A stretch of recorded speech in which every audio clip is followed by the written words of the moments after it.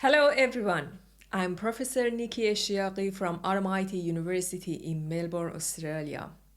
And welcome to Innovaticalls. This channel is here to help us share skill, experience, and knowledge so we can all do well in our studies, research, and career. If you haven't subscribed yet, please do so. You don't miss any of our helpful content.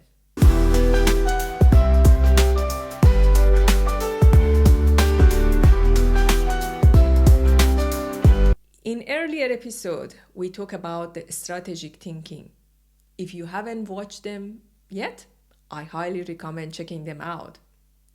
We learned that to achieve our goals and feel fulfilled in our study and career, we need to develop a strategic thinking skill. This means planning ahead and thinking carefully rather than just reacting to things as they happen. We also discussed how important it is to adapt to the changing the world around us. But to adapt, we first need to understand ourselves. Knowing what we're good at it and where we can improve is important for growth and success. We also talk about emotional intelligence, EQ, and why it is just as important as IQ. In today's episode, we will focus more on EQ. As we saw before, EQ is ability to understand and manage our emotion and also to understand the emotion of the others. It is a skill that helps us become more self-aware and succeed in both our personal and professional life. For example, imagine you are a student preparing for an exam. You feel nervous. If you understand that feeling and know how to manage it, you can calm yourself, focus on studying, and avoid feeling overwhelmed. But if you ignore the anxiety, it might stop you from doing your best. Now let's talk about why it is important to understand our emotion. The short answer is that emotions are powerful. They can lead us to the success or failure, depending on how we manage them. Our emotions play a big role in shaping our decision and action. Emotion can guide us in a way that the logic alone cannot explain. For example, love, fear, or loyalty can make us do things that might seem unusual, but these actions are driven by a strong feeling. Let's take a real story from one of my colleagues, Liz, who is a well-known researcher in the field of chemical engineering. Liz is a part of research team working on a national project collaborating with industry to improve wastewater treatment. Liz was perfect in academic modeling and conducting experiments. However, she was not as strong when it comes connecting with industry partner and communicating effectively to understand their needs. When their team leader had to take a long leave, Liz became the first contact person for the industry partner. At first, Liz felt extremely anxious about the new responsibility, even thinking she should quit the role. During her first meeting with an industry partner, she felt very uncomfortable.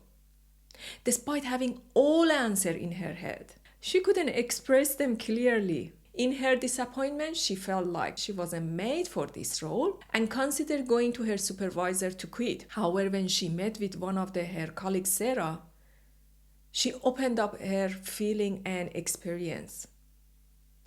Sarah smiled and shared that Lee's feeling was very common among young researchers. And even experienced scientists face similar challenges. Sarah explained how years ago she had been in the same situation and had attended an emotional intelligence course on the advice of her mentor. The course became of the turning point in her career.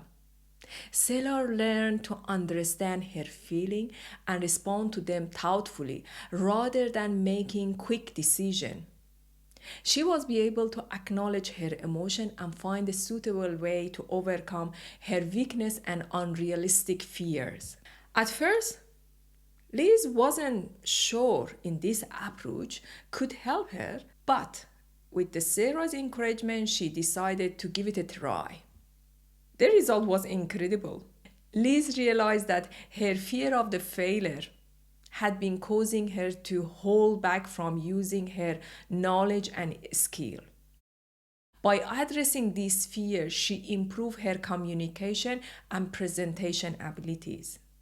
Liz was able to develop and maintain healthy, effective relationship with the industry partner and even expanded their collaboration.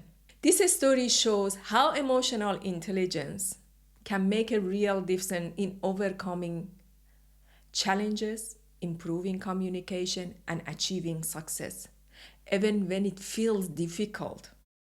In our everyday life, we make a decision based on what we care about most. If it is not easiest thing to do, for example, parents work hard to support their families because their love for their family keep them going even when they tired or struggling. As a student, you may choose to study a subject you love even if it is difficult because your passion motivates you. As a researcher, you may continue with a topic you care deeply about even when it gets hard because your emotional connection keep you going. When we see others in need or in pain, emotion like empathy or anger can drive us to help even when it is not easy.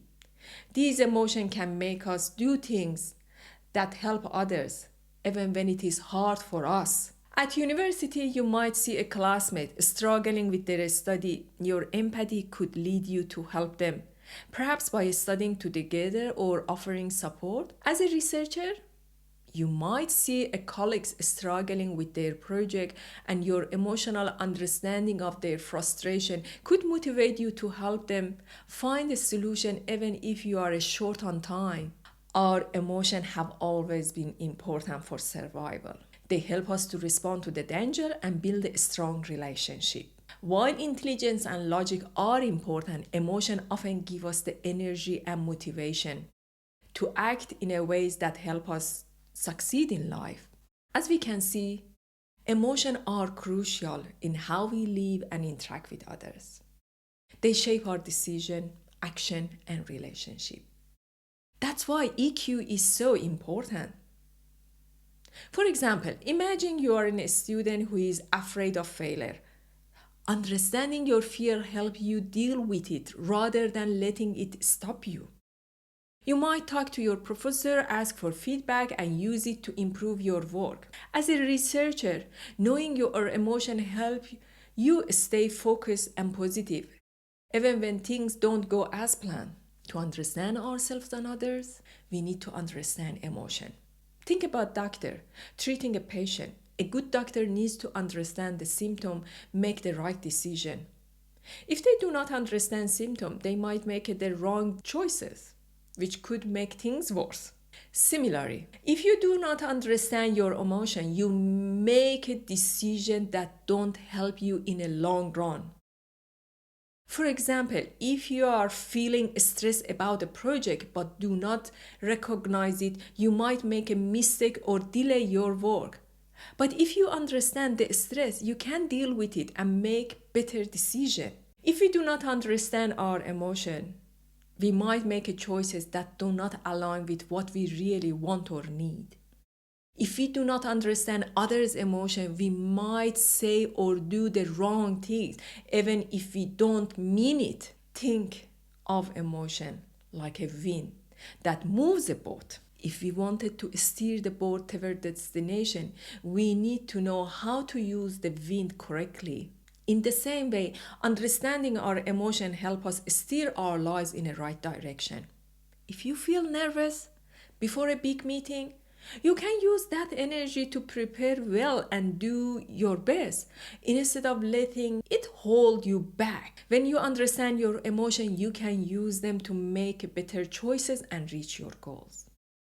To sum up, emotions are not just a part of who we are. They are a powerful force that shape our decision, action, and connection with others. In the next episode, we will continue exploring emotional intelligence. We will discuss different aspects of EQ and how they can affect our decision, action, and relationship. How many times have you made a decision or acted in a way that you later regretted?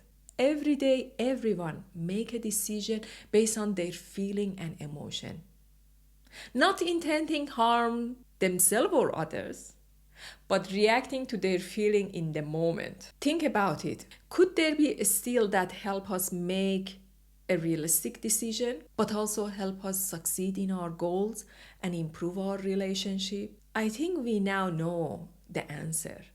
It's emotional intelligence. It is a skill we can develop and make part of our mindset and attitude. By learning and practicing this skill, you will see a breakthrough in your success in study, research, and career. So I encourage you to join us on the journey and learn from each other. Remember, we are a small group of university professors, students, and professionals who want to support and empower students, young researchers, and early career professionals. If you haven't subscribed yet, please do so, and do not forget to leave comment below. I love to hear your thoughts on how emotion and cue impact your life and help us succeed. Thank you for watching, and I look forward to hearing from you soon.